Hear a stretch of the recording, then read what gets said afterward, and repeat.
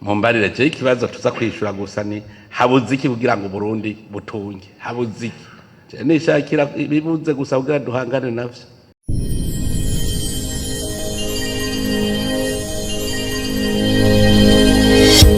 Duteza gutahura twese, dutahura yuko itunga riva mu mwimbu. Ivyo nagiye ndaraba ku bindi bihugu byose, umuntu adashora ntashobora kuvuga ko afise itunga.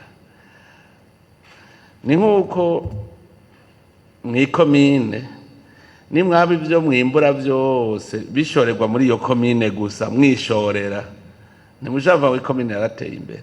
Ikomine izotera imbere ari uko hagize amahera ava inyuma ya komine akinjira muri iyo komine.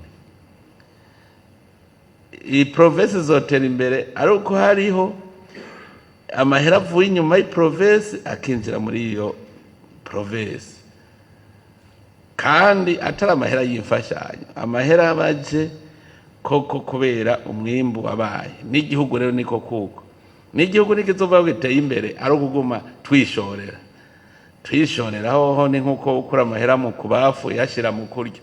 None uzocuva ngo wateye imbere ko kuryo kurosa amahera kandi avuye mu kubafu.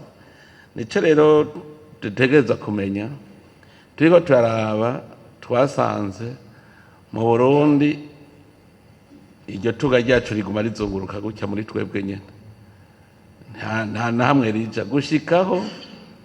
Mwarumvise ndiko ndabivuga, gushikaho bahemvye n'umufonctionnaire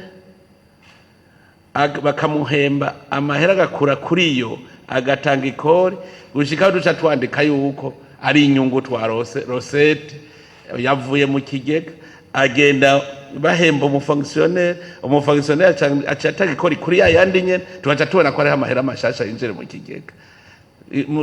Murumva uko kwihenda twebwe nyene twimbuye rosette, amahera yarasanzwe mu kigega abaye rosette.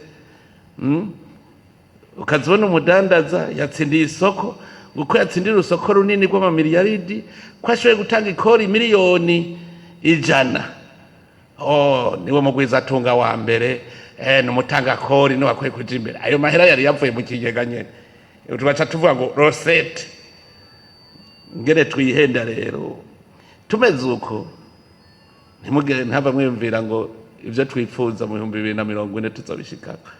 Aho uvuga ngo kubuza yuhemba abakozi hanyuma hagacaba umugira neza agacavuga ngo ndaguhaye imfashanyo appui budgetaire, ugacabandika ngo rosette ko baguhaye appui budgetaire yo guhemba yo kugura imiduga yabo bakozi nyene bahembwa mu kigega, ngo igihugu kizoduga amaja kitigera cimbura. Ko twe twasanze harateye n'igihe umurundi wese ashaka kurya amahera yo mu kigega ca leta, atanumwe ashaka kwimbura, atanumwe ashaka gukora. Ico rero ni ikintu cazingamitse iterambere ryacu. Urumva umurundi ashaka kuba umuyaya, ashaka kuba umuboyi. Umuyaya wande wahembwe mu kigega ca leta, umuboyi wande wahembwe mu kigega ca leta. Ashaka kugura ibisi izotwara abantu, abo bantu bande bamwe bavuye ku kazi ka leta bahembwe, novuga arose ku mahera yo mu kigega ca leta. Gushikaho tuba komisionnaire yose mugiye guharura amahera yose ni muri stoke imwe ikigega ca leta. Ntidushaka gutera imbere tumeze uko, dutegereza kurema itunga. Ivyo rero nimwe mu bijejwe. Harakwiwe ko ikintu cose yaba barrière tarifaire no tarifaire itubuza gushobora mu gihugu kibanyi dusanzwe dushoreramwe ibitari bike ca Republika Iharanira Demokarasi ya Kongo, ko kuvyukuri twogerageza tukorosha ibarabara rya Gatumba kugira ngo ibi twihingurira kandi turimira hano mu gihugu cacu c'u Burundi ntiturinde kuja kubishora kure, kandi hariho isoko iri ruhande yacu kandi bisaba. Rero nashimiye ukivuga ndakidoma ko kiri mu ntambamyi, na cane cane mu byo twirimira hano mu gihugu cacu c'u Burundi, vyaba ivyamwa canke ibyo dukura mu burimyi n'ubworozi, inyama n'ibindi. Rero numva yuko élimination cyangwa suppression des barrières non tarifaires